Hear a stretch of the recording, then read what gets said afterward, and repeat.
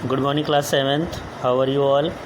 काफ़ी दिनों बाद आप मिले उनसे, है ना, क्योंकि लास्ट में गांधी जयंती थी, उससे पहले भी कुछ प्रॉब्लम्स आ गई थी जिसकी वजह से क्लास नहीं हो पाई। इसलिए आपका ये जो लेसन बहुत पहले ख़त्म हो जाना चाहिए तो नहीं ख़त्म पाया। तो आज हम आपको पढ़ा रहे हैं ज्योग्राफी का लेसन 5, वेदर एंड क्लाइमेट। ठीक है, वेदर और क्लाइमेट दोनों का मतलब आपको पता है क्या होता है। दोनों का मतलब मौसम भी होता है, लेकिन देयर इज़ अ डिफरेंस। यहाँ पे देखिए, वेदर क्या होता है, एक छोटे से स्मॉल पोर्शन के अंदर होता है। ठीक है, small area generally a city. Day to day basis पे हम जो अवेयरनेस जो मतलब पता करते हैं गूगल से या फिर न्यूज़ से, वो हमारा क्या कहलाता है, वेदर कहलाता है। तो वेदर क्या है, weather is generally a condition of the atmospheric of small area generally city on day to day basis call weather. माफ़ करना बच्चों, आज मुझे जुकाम है तो आवाज़ में थोड़ा सा फ़र्क आएगा।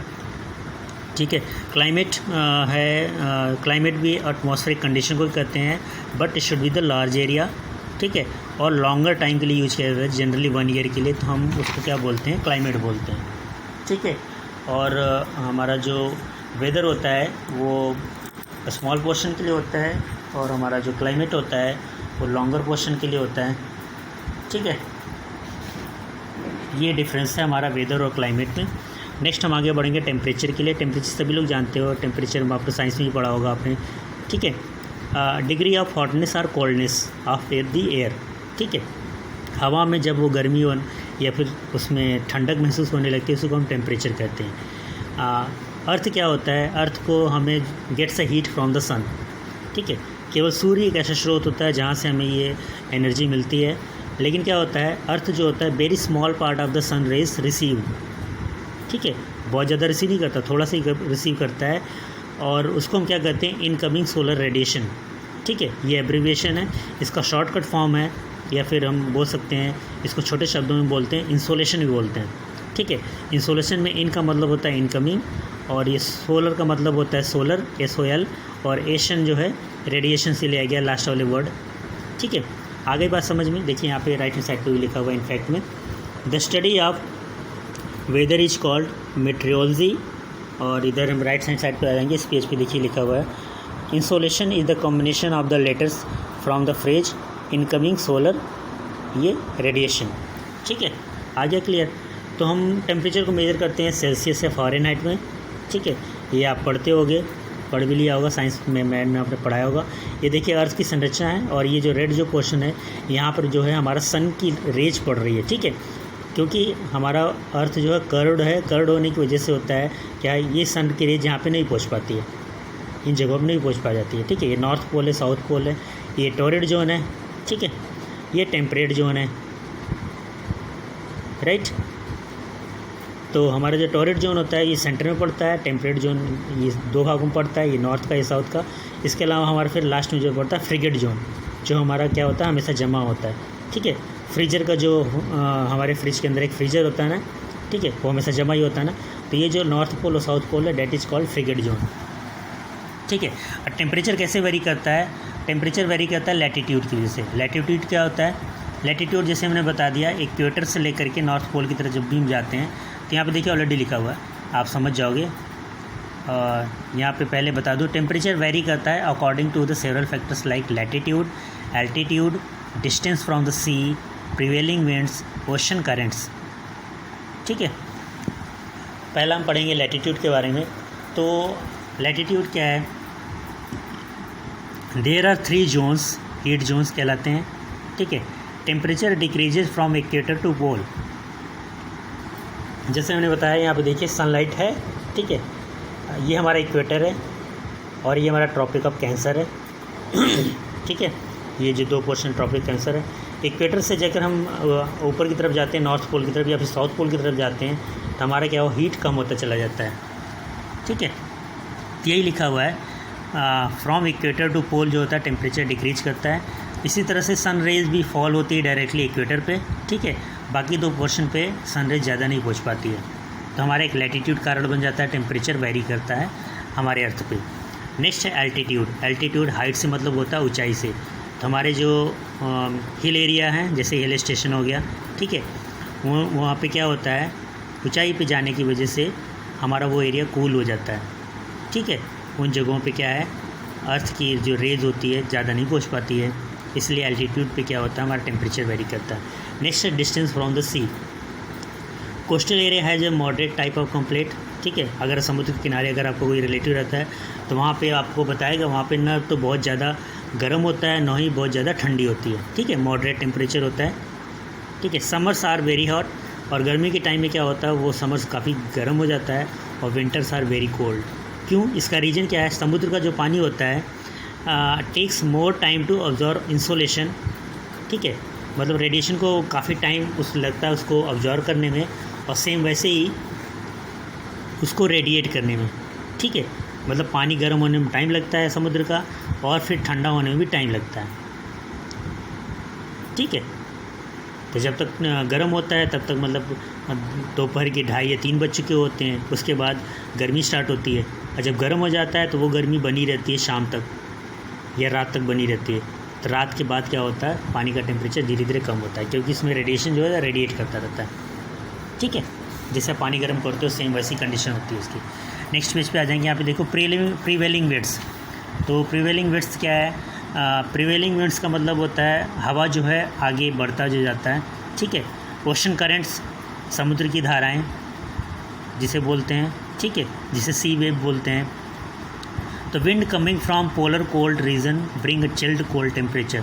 ठीक है, पोलर से नॉर्थ पोल साउथ पोल से होती है, वहाँ से क्या होती है, हवा बह करके आती है मिडिल एरिया में, मिडिल सेक्शन के अंदर। ठीक है, तो वो क्या होती है, बहुत ठंडी होती है। Similarly wind coming from hot desert, यदि ये वही हवा जो होती है हमारे हॉट डेजर्ट मतलब रेगिस्तान से आती है, तो वो क्या होती है, हॉट और डस्टी होती है। ठीक है, धूल भरी आंधी होती है और गर्म भी होती है। नेक्स्ट हम पढ़ेंगे cold currents lower the temperature and warm currents increase the temperature. इसी तरह से जो ठंडी जो धाराएं होती हैं, ठंडी हवा जो होती है वो क्या करती है, टेम्परेचर को कम कर देती है, और जो गर्म धाराएं होती हैं वो टेम्परेचर को बढ़ा देती है, जिससे गर्मी बढ़ जाती है। ठीक है, नेक्स्ट हम पढ़ेंगे एयर प्रेशर। एयर प्रेशर बहुत ही इंटरेस्टिंग टॉपिक है, इसे आप आसानी से समझो। Air above us presses us with the great force on our bodies. ठीक है, हवा जो होती है वो हमारे बॉडी पे भी प्रेशर डालती है। ठीक है, but we don't feel it, हमें इसका आभास नहीं होता है। क्यों?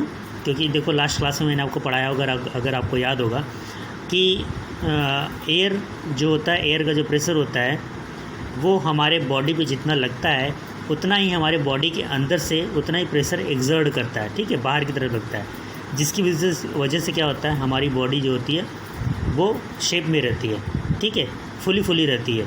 अदरवाइज अगर हमारे बॉडी अंदर का जो प्रेशर है कम पड़ जाए तो क्या होता है, बाहर का प्रेशर ज़्यादा बढ़ जाएगा। ठीक है, बाहर का प्रेशर ज़्यादा बढ़ने की वजह से क्या होता है, हमारी तबीयत ख़राब हो जाएगी।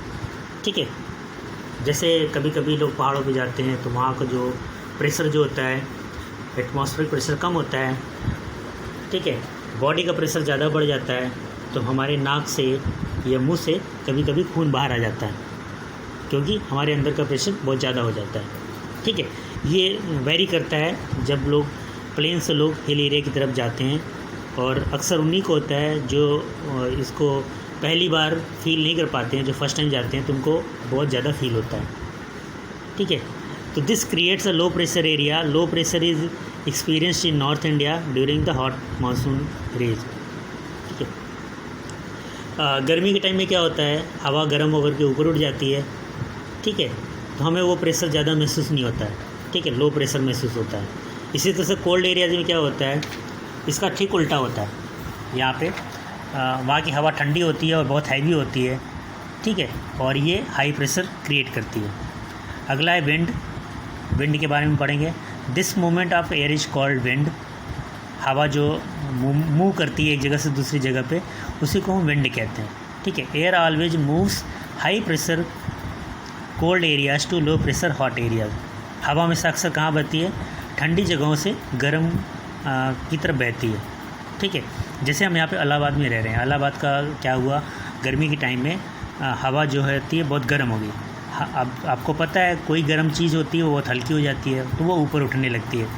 ठीक है, ऊपर उठ जाती है, फिर पहाड़ों से क्या होती है, ठंडी हवा यहाँ आकर के फिल कर देती है, भर देती है। ठीक है, वो तेज़ी से आती है और यहाँ पे फिल कर देती है। वही ठंडी हवा हमें फिर ठंड महसूस कराती है और गर्म हवा हमेशा के लिए गायब हो जाती है। ठीक है, और वही हवा इतनी तेज़ी से आती है कि अगर वो उसका जो स्पीड है वो अलग अलग मेजर किया जाता है, कहाँ से बह करके आती है वो डिफरेंट वेरी करता है। ठीक है, इसके बारे में पढ़ेंगे, परमानेंट विंड्स के बारे में, कौन सा परमानेंट विंड्स होता है।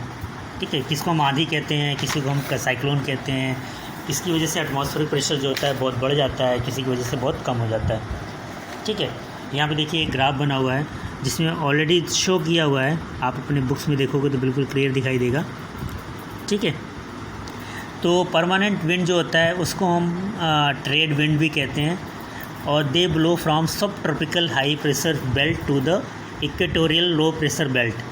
ठीक है, ये हमारा सब ट्रॉपिकल बेल्ट है और ये इक्वेटोरियल बेल्ट है। तो यहाँ से लेकर यहाँ हवा बहती है, पोल से यहाँ हवा आती है, सब ट्रॉपिकल पे आती है, सब ट्रॉपिकल से ट्रॉपिकल पे आती है। तो क्या होता है, ये सारा कुछ वेरी करता रहता है, इसलिए देखोगे यहाँ पे एरो का डायरेक्शन जो है ऐसे बने हुए हैं, ऐसे बने हुए हैं। ठीक है, और यहाँ से होता है जो सब ट्रॉपिकल से क्या होता है, फिर ये पोल की तरफ जा रही है, सब ट्रॉपिकल से पोल की तरफ हवा जा रही है।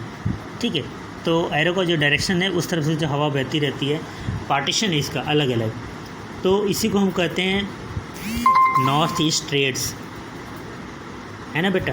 ठीक है, तो north east trades, south east trades, हवा का जो डायरेक्शन साउथ ईस्ट की तरफ से होता है तो साउथ ईस्ट बोलते हैं, नॉर्थ ईस्ट की तरफ से होता है तो नॉर्थ ईस्ट बोलते हैं। इसी तरह से ऐसी हवा जो वेस्टर्न से ओरिजिनेट होती है उसको हम वेस्टर्लीज बोलते हैं और ईस्टर्न से जो ओरिजिनेट होती है उसको ईस्टर्लीज बोलते हैं। नेक्स्ट पेज पे चलें। यहाँ देखेंगे एक है सीजनल विंड्स। सीजनल विंड सभी लोग जानते हैं कि मतलब ये हमारे मौसम के अकॉर्डिंग बदलता रहता है। ठीक है, इसका जो डायरेक्शन होता है अकॉर्डिंग टू द सीज़न होता है। जैसे साउथ वेस्ट मानसून अक्सर जो होता है, हमारी जो बारिश होती है साउथ वेस्ट मानसून की वजह से होती है। ठीक है, इंडिया के अंदर मतलब मानसून जो आता है हमारे केरल से आता है, फिर वो क्या होता है सभी जगह बारिश करा देती है। थर्ड है लोकल विंड्स। लोकल विंड्स क्या होता है, related to a particular area. जैसे हम इस जगह जिस जगह पे रह रहे हैं यहाँ पे लू बहती है गर्मी के टाइम पे। ठीक है, तो लू is a hot seasonal wind which blow in north India during the summer. ठीक है, similarly land breeze and sea breeze also local winds. ठीक है, कहीं बहुत मैदान है तो वहाँ पे लैंड ब्रीज कहलाता है और जहाँ समुद्र है वहाँ पे उसको सी ब्रीज कहते हैं। ठीक है, ये भी लोकल विंड्स की कैटेगरी में आते हैं। सॉरी। नेक्स्ट हम पढ़ेंगे humidity and precipitation.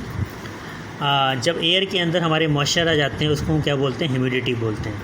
Capacity of air to hold moisture depends upon its temperature.